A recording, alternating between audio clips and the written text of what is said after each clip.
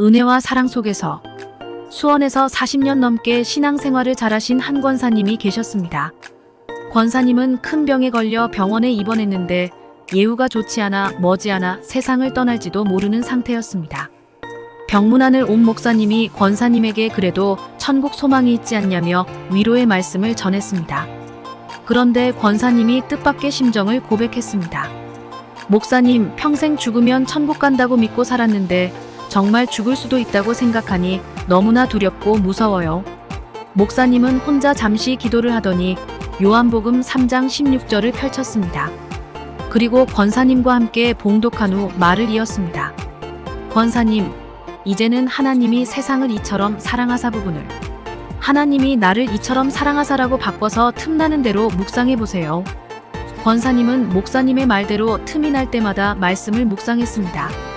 말씀을 반복해서 외우며 묵상할수록 하나님이 정말로 나를 위해 세상에 가장 귀한 독생자를 보내주셨다는 사실이 믿어졌습니다. 권사님은 며칠 후 죽음의 두려움에서 완전히 벗어나 영생의 기쁨을 누리며 살았고 병도 호전되어 퇴원까지 하게 됐습니다.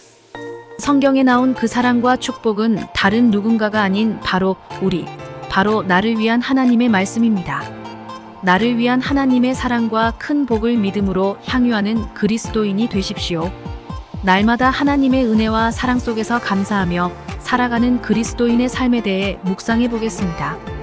오늘의 말씀 요한복음 3장 16절 찬송가 261장 278장 하나님이 세상을 이처럼 사랑하사 독생자를 주셨으니 이는 그를 믿는 자마다 멸망하지 않고 영생을 얻게 하려 하심이라. 그리스도인은 성경을 하나님의 말씀으로 믿는 사람들입니다. 그래서 성경을 통해 하나님을 만나고 하나님의 말씀을 들으며 그 뜻을 깨닫습니다. 하지만 생각보다 많은 그리스도인이 성경을 자신에게 주어진 말씀이라고 여기지 못하고 다른 사람들의 책인 것처럼 살아갑니다. 성경은 하나님께서 우리에게 주신 것입니다. 다른 사람을 위한 것이 아니라 바로 나 자신을 위한 것입니다. 우리는 다른 사람의 하나님이 아니라 나의 하나님을 만나야 하고 또 나의 주님으로 인정해야 합니다. 이처럼 하나님의 말씀도 우리들 한 사람 한 사람에게 주신 것입니다. 하나님께서 우리에게 주신 은혜를 깊이 묵상하십시오. 하나님께서는 우리 모두에게 가장 필요하고 적절한 은혜를 주십니다. 하나님께서 주신 크고 놀라운 은혜를 날마다 경험하십시오. 그리고 그 은혜를 깨닫고 감사하며 하나님께서 주신 크고 놀라운 은혜에 합당한 삶을 살아가십시오. 하나님의 크고 놀라운 사랑 속에서 살아가십시오. 하나님께서는 이 세상을 사랑하셨습니다.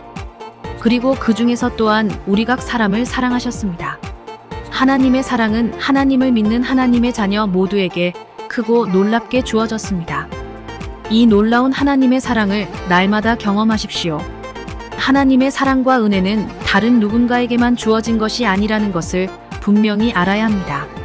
그 사랑과 은혜는 하나님을 믿고 사랑하는 모든 그리스도인에게 주어졌습니다.